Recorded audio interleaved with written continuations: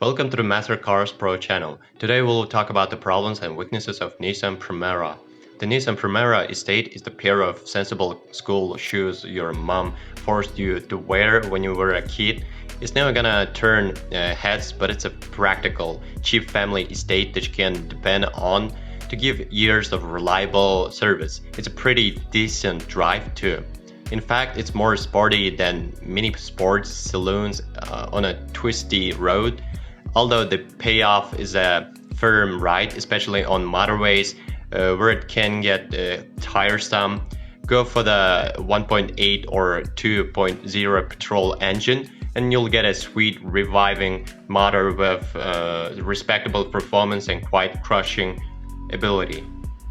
You get plenty of space in the front and rear seats, a soundly built cabin, a good driving position, and an uncluttered, well-shaped load bay. Avoid the entry-level trim, and it's nicely stacked with kit too. So long as you don't end up with a dumb car, and you're very unlikely to do that, a Primera estate should be cheap to buy and run.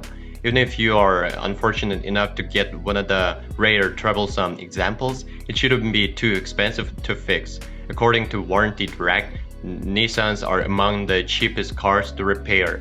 Routine maintenance won't dent your finances either. You can expect to fork out about the same on a service as you would for a Ford Mondeo. A good independent garage should be able to save you about 25% on a franchise's labor rate.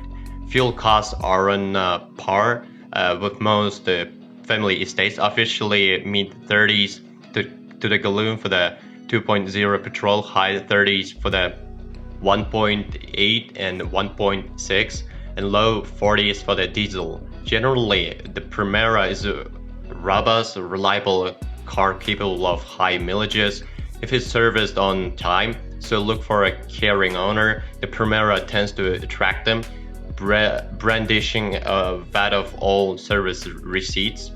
That said, give the alloy wheels a close examination. They can be prone to corrosion. Also, ensure the climate control blows hot and cold with reasonable force, as it can be expensive to put right. And while you're at it, check that all electrical kit works. The other concerns are the suspension and exhaust.